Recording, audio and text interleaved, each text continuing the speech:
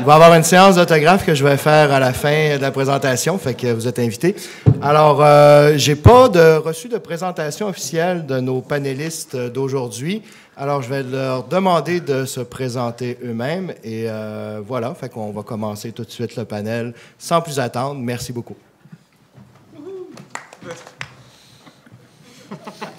Alors, bonjour tout le monde. Ben, puisque je me présente moi-même, je me permets de lire ma présentation officielle. Guillaume Tremblay-Galland.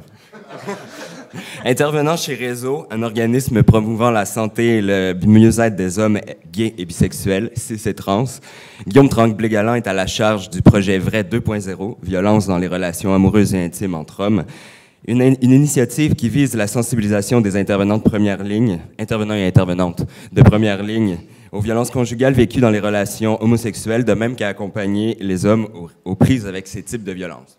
Est-ce qu'on m'entend si je suis ici ou je suis obligé d'être si proche? Entre les deux. Entre les deux. Alors, le petit peu peur. Donc, comme je le disais dans ma présentation, je suis ici pour vous présenter l'initiative Vrai, donc violence dans les relations amoureuses et intimes entre hommes. Et voilà, c'est une initiative qui est portée par Réseau, donc comme je le disais, fondé en 91, c'est un organisme sans but lucratif montréalais qui œuvre à promouvoir la santé et le bien-être des hommes gays, bisexuels, cis et trans, en promouvant toutes sortes d'activités et d'initiatives comme Vrai. Donc, ça a été fondé en 91 sous le nom de 00. À la base, ça avait comme principale visée de prévenir la contraction du VIH-Sida, parce que oui, l'épidémie faisait rage aussi à Montréal à cette époque-là, et c'est une époque où les antirétroviraux n'existaient pas encore, donc la prévention était le seul moyen de vraiment stopper l'épidémie, parce qu'on sait que les gens qui contractaient le virus à cette époque-là avaient peu de chances de s'en sortir.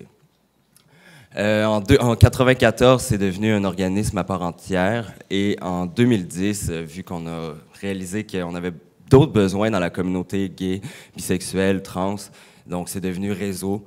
Et maintenant, on offre une gamme de services beaucoup plus large pour promouvoir la santé physique, mentale, sexuelle et relationnelle, en l'occurrence. Donc, d'où le projet Vrai 2.0.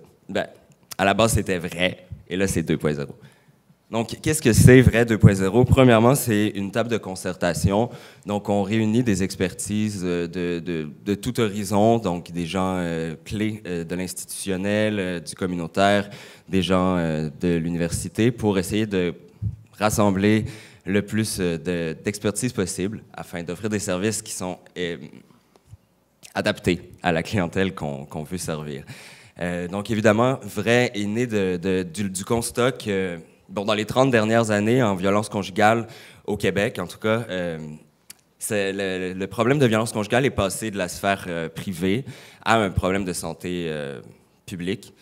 Par contre, on se rend compte que c'est beaucoup axé sur les problèmes que les hétéros vivent, donc l'homme qui est violent, la femme qui est victime. Donc, quand un homme gay est aux prises avec des problèmes de violence conjugale, c'est pas nécessairement vers ce type d'organisme-là qui va se tourner. Il va premièrement se tourner vers les organismes LGBTQ+, et souvent, les intervenants et intervenantes de ces milieux-là sont pas nécessairement formés pour intervenir correctement auprès de ces personnes-là. Donc, on s'est rendu compte qu'il y avait un gap de service, une sorte de trou. Donc, Vrai est là pour sauver et rectifier la situation, en tout cas. Essayer. Donc, le but avec cette table de concertation-là, c'est de former les intervenants et intervenantes de première ligne de différents horizons pour les sensibiliser à cette question-là, parce que c'est une question qui est quand même taboue, qui est peu connue. Les hommes ne sont pas victimes, apparemment, dans l'opinion populaire.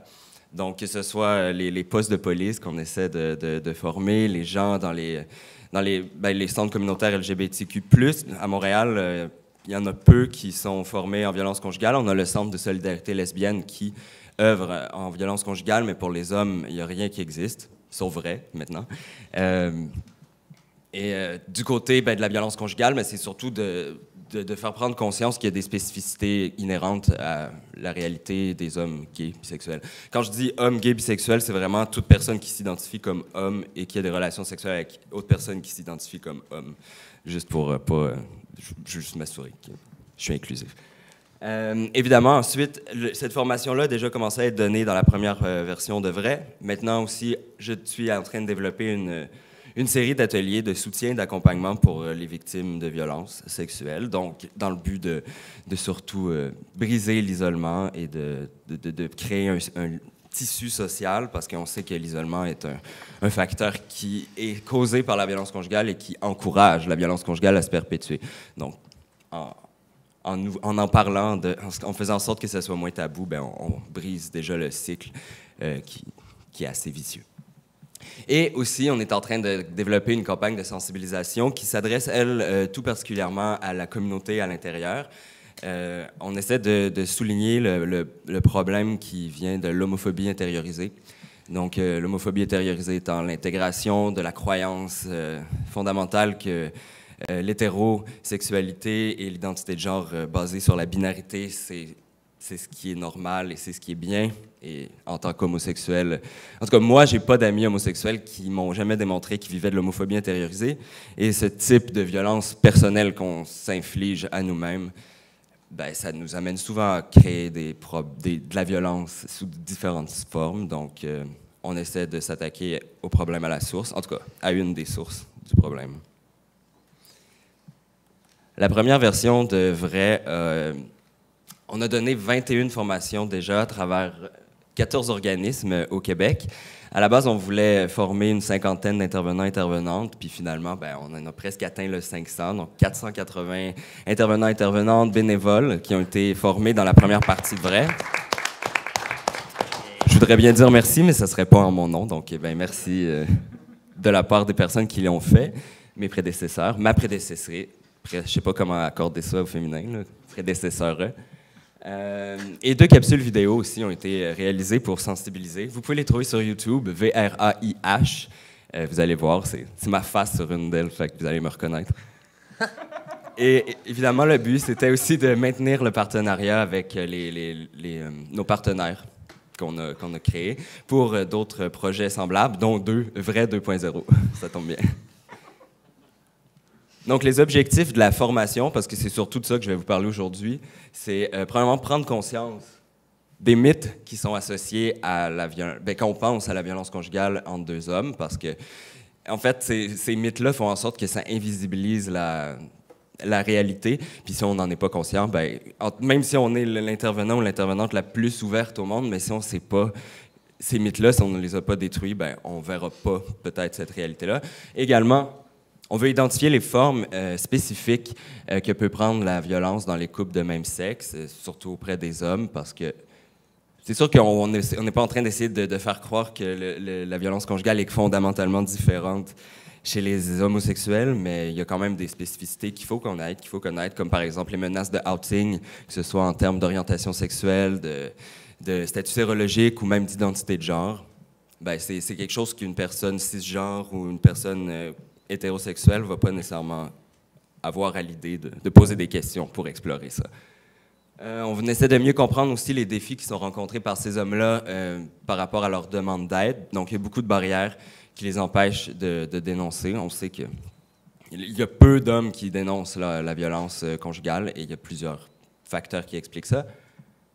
Et évidemment, on veut mettre en place des interventions qui répondent à leurs besoins. Si on s'adresse à des organismes qui ne sont pas en violence conjugale, ben, il faut au moins qu'il y ait les premiers soins à portée de main. Et ben, c'est une formule interactive qui vise à mettre en situation pour que les acquis qu'on donne pendant la formation soient imprimés dans le cerveau des personnes qui reçoivent la formation. Donc, c'est quoi les mythes qu'on déconstruit pendant la formation? Il y en a 4. Le premier, c'est que la violence conjugale dans les relations intimes entre hommes, ça n'existe pas. Donc, ben déjà, si on donne la formation, c'est la preuve que ça existe. Puis, déjà, on va commencer par définir c'est quoi la violence. Puis, ben, on se rend compte souvent que les hommes, ils la vivent, sauf qu'ils ne l'ont pas identifiée comme telle. Et après, on va parler de la prévalence, en fait, de prouver qu'il existe la violence dans les relations intimes entre hommes. Par exemple, en 2010, à Montréal, il y a eu 37 meurtres, donc 37 personnes ont été assassinées. Sur les 37 personnes, 5 étaient des hommes homosexuels, et sur les 5, 4 sont décédés des causes de violence conjugale. Donc, Si c'est pas une statistique qui ouvre les yeux, ben je sais pas quoi faire. Le deuxième mythe, c'est la violence dans les relations intimes est la même chez les homosexuels que chez les hétéros. C'est vrai que la plupart des caractéristiques sont les mêmes. On parle de violence physique, de violence sexuelle, de violence économique, violence psychologique, je l'ai peut-être dit, verbale. Mais il y a des différentes formes. Dans le fond, la différence, c'est dans les manifestations et la forme que prennent ces différents types de violences-là. Comme par exemple la violence physique qui peut être utilisée pour corriger un comportement jugé féminin de la part du partenaire agresseur, ou encore, comme je le disais tantôt, les menaces de outing, donc dévoiler sans le consentement les statuts sérologiques, les orientations sexuelles à un employeur ou quoi que ce soit. On parle aussi d'intersection des violences, donc déjà qu'on est avec une orientation sexuelle qui n'est pas nécessairement bien acceptée, ou en tout cas, l'homophobie intériorisée est en partie de la vie des hommes gays, bisexuels, trans. Donc, l'orientation sexuelle est le premier levier de pouvoir qui peut être pris par l'agresseur. Puis si on conjugue ça avec une origine ethnique différente, ben, ça donne encore plus de poids pour un agresseur pour pouvoir contrôler sa victime. Je parle vraiment en termes binaires, mais justement, les rôles victime-agresseur dans les couples gays sont plus flous que ça. Mais pour faciliter ma communication avec vous, je parle en noir et blanc. Le statut sérologique, j'ai déjà parlé, mais on peut aussi comme confisquer les médicaments, contrôler ça peut être aussi du point de vue des personnes trans, je contrôle ta prise d'hormones ou je te force à en prendre parce que je te trouve pas assez masculin, ou des leviers de pouvoir aussi divers que ça. Donc les parcours trans sont aussi abordés. On parle des enjeux de santé mentale, on sait que les ARSA sont beaucoup plus susceptibles de vivre des problèmes d'anxiété, de dépression, de pensées suicidaires. Et la violence conjugale est un facteur aggravant. Donc, une personne qui va devenir de plus en plus isolée à cause de cette situation-là, elle court des risques, en fait. On parle aussi des ententes de couple comme spécificité dans les couples de même sexe, parce que souvent, quand tu arrives au CLSC, si tu dis que tu es en couple ouvert, probablement que tu n'auras pas une réponse très accueillante. Donc, déjà, d'essayer de faire enlever ce stigma-là pour que les gens puissent intervenir mieux, pour que ça soit pris en compte comme une option aussi valable qu'un couple fermé, le polyamour. Donc, tout ça, c'est vraiment 5 minutes, OK. Les types de violences conjugales aussi sont abordés, évidemment. Là, on aborde le sujet. On prend la typologie de Michael P. Johnson parce que ça soulève une autre caractéristique spécifique à l'enjeu des relations entre hommes. On a probablement le terrorisme intime, qui est tout le système de contrôle qui est mis sur la victime, la résistance violente, qui est en fait un peu comme la légitime défense, et la violence situationnelle, qui est en fait un conflit qui dégénère en violence, qui peut être chronique ou juste isolé. Et là où ça devient intéressant, c'est quand on parle de contrôle mutuel, où le terrorisme intime est comme perpétré des deux côtés, soit de façon simultanée ou en alternance. Il y en a un peu plus chez les homosexuels que chez les hétérosexuels. Par contre, c'est vraiment facile de confondre le contrôle mutuel avec une situation où on a le terrorisme intime et de la résistance violente, surtout quand les deux personnes ont une force physique égale. Donc, le contrôle mutuel, c'est à voir, il faut faire attention. Il faut bien démêler ça. Le troisième mythe, c'est dans un couple d'hommes, il y en a un qui est considéré comme l'agresseur, comme l'homme. L'autre est considéré comme la femme, comme la victime. Donc, on a des stéréotypes de genre ici à déconstruire, dont la vision hétérosexiste hétéronormative, pardon, de voir la violence. Donc, on s'imagine toujours que c'est la fille qui est la victime et par un gros homme qui la bat. Donc, déjà, on s'arrête à la violence physique et on voit pas la violence psychologique, puis on pense que les stéréotypes donnent des rôles prédéfinis. Comme je viens de le dire, le contrôle mutuel peut exister, donc victime, agresseur, agresseur. Il faut faire attention avec tout ça.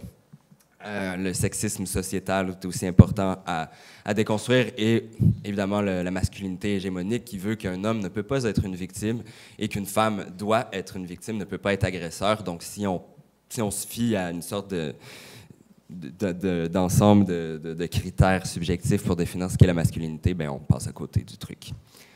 Quatrième mythe. Si une personne vit de la violence conjugale, elle peut juste quitter, appeler la police. C'est pas plus difficile que ça. C'est faux. Hein? Moi, si j'arrive à ma première date puis que je reçois un coup de poing, probablement que je ne vais pas me mettre à sortir avec ce gars-là. Par contre, si la violence psychologique, la violence verbale, la violence sexuelle et économique se mettent en place au fur et à mesure des premiers mois, peut-être que le jour où il va me donner une claque d'en face, je vais me rendre compte que ça fait longtemps en fait que je vis de la violence. Donc c'est pas aussi simple que ça, puis c'est beaucoup plus dur de me sortir de la situation après autant de temps. Il y a d'autres raisons aussi qui poussent à rester. On pense à l'amour, à tous les leviers de pouvoir dont je parlais, l'isolement, les problèmes de détresse psychologique, qui sont des résultats en fait de la violence conjugale, peuvent pas permettre, mais comme amener un homme à demeurer dans cette situation abusive. Et on regarde aussi les barrières au processus de demande d'aide, comme le dévoilement qui est forcé à chaque fois que tu fais une dénonciation à la police, la peur qu'on ne te croit pas parce que tu mesures 6 pieds 4, ou que tu ne sois pas pris au sérieux.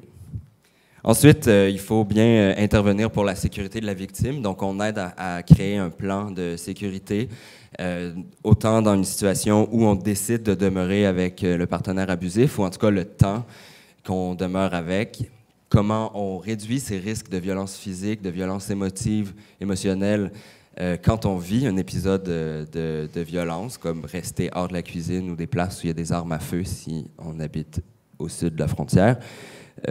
Planifier le départ, comment est-ce qu'on fait pour s'en aller si c'est ça le but? Et après avoir quitté la relation, parce qu'on sait que la plupart des grands drames de violence conjugale se passent soit en contexte de séparation ou post-séparation. Donc, comment est-ce qu'on continue d'assurer sa propre sécurité? Si vous voulez avoir plus d'informations, vous pouvez m'écrire. Ça va me faire plaisir de venir donner la formation dans vos organismes si vous n'habitez pas trop loin de Montréal. Ou si vous me payez l'avion pour venir jusqu'à Vancouver, ça va me faire plaisir aussi. Donc, je vous remercie. Si vous avez des questions, je ne sais pas, il me reste du temps. On va les prendre à la fin. Donc, soyez patients, patientes. Merci.